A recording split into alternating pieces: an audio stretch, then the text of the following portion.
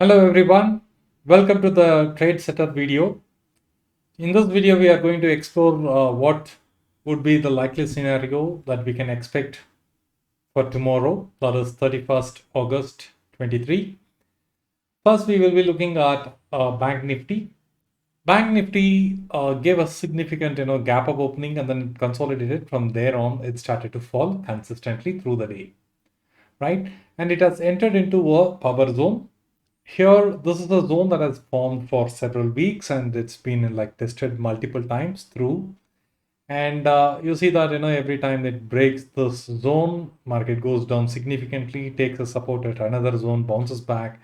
As it breaks this, it goes up, and then it's playing around the zone for some time now. We can expect some sort of breakout in the coming weeks, significantly moving away from these zones, probably on the downside. That's what I'm expecting.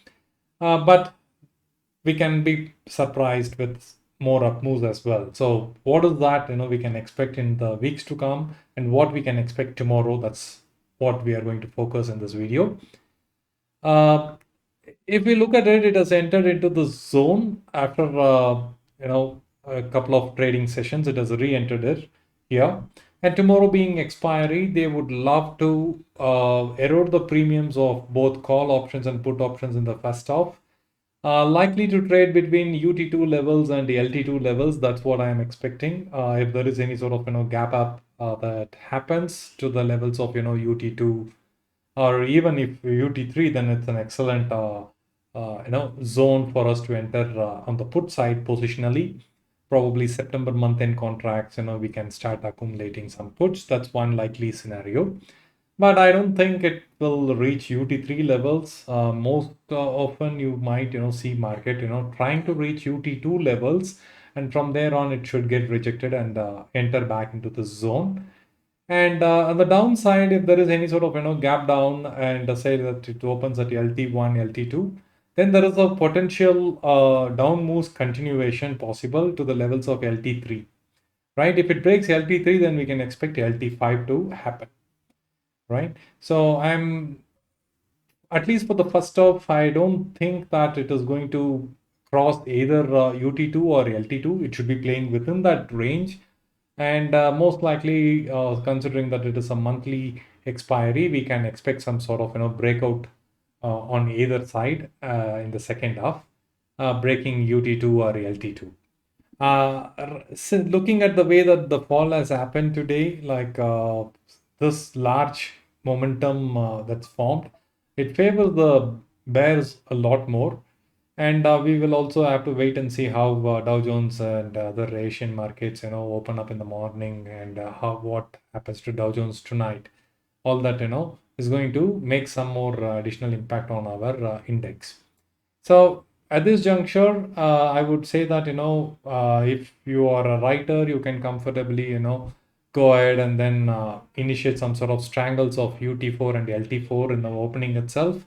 And in the second of, maybe around 12:30, you can, just squaring of all the positions, leave the positions, stay without any positions, and then, see which side the breakout is happening, and then we can play by the trend, right? So that's the update about Bank Nifty. Positionally also, what we can expect is that we have seen a significant fall from 46,000 levels. It has taken a great dip to the levels of 43,600, then some sort of retracement, and then it's again consolidating. In the days to come, considering all this China related chaos that's going on economically, I think that market should break this zone of 43,400, and once that falls, we have a significant fall to the levels of 42,200. So that is positionally. Maybe it would take some time for us to get there. For now, the view for tomorrow is pretty clear. For positionally, I'm expecting some 70%. I'm favoring bears. If at all bulls have to regain the control, and they should clear this 45,100 levels and then trade above that in coming in the weeks. Maybe the first week of September, it should attempt to cross 45k 45100 levels, then we have some sort of upside momentum continuing. Like I said in the Telegram group as well, 44 300 is a very strong support zone, and it was like broken today, which is again one of the reasons why I am bearish positionally as well as intraday as well. So that's the wave. Keep that in mind. And my sincere request is that don't play by the weekly options, because the put side is getting depreciated super fast with small up moves. And if there is any sort of downside action also, the puts are not increasing so dramatically unless otherwise we see a consistent fall like this. So recommendation is that play by next week contracts or next month end contracts. That is the best way to protect your capital, right? Uh, I think we can move on to the Nifty now. Nifty also had a similar pattern. It had consolidated for some time and finally broke down on the very much like a replica of Bank Nifty's structure. It filled the gap, and it's also trading between the zones. And I'm it also has this pattern pretty similar to what Bank Nifty had. It made almost like 20k, and from there on it had taken a dip and then bounced off from this levels. Couple of times this zone has been tested and it's playing over here. Now again, I expect the market to be playing between LT1 and UT1 levels in the first half. There shouldn't be much bigger moves. On the extreme conditions, maybe UT2 and LT2 will be the zone in which it will play. It will be playing in the first half till 12:30, 1 o'clock. I am expecting this to be the range, and which is about 19,500 and 19,200 levels. This is where I'm expecting it to trade. That is on the extreme cases, but most likely it should be trading between 19,420 and 19,270 levels. So this is the levels at which I'm expecting it to play. And second of like monthly breakouts, if it is going to give some sort of breakout on either side, it has to clear this level of 19,520 in order to continue further on the upside. And there shouldn't be any sort of resistance until you see this level UT6 levels. There shouldn't be any resistance. Once it clears off this zone 19,500, it should be comfortably going to the levels of UT6 levels, which is 19,800 in coming days. So whether it is going to break out on the upside or on the downside, it's going to be a very critical decision, basis which the directions will be formed positionally. And breaking 19,200 means that it has a potential to free fall to the levels of 19,000 levels. And there it might find some support, but breaking which it can also take to the levels of 18,900, which is where the strongest support comes in. Okay, this is also a good support zone, but then the strongest support is at 18,800. So this is the positional view. For intraday basis, can we expect? Yes, it can happen. Reason being, it's a monthly contracts. Monthly contracts are extremely known for its high-end actions. Some sort of serious breakouts are possible. So it's not advisable for people to do any sort of writings on a monthly contract. I would sincerely advise people not to do that, because the premiums are extremely cheap, and then there is not much that you're going to gain.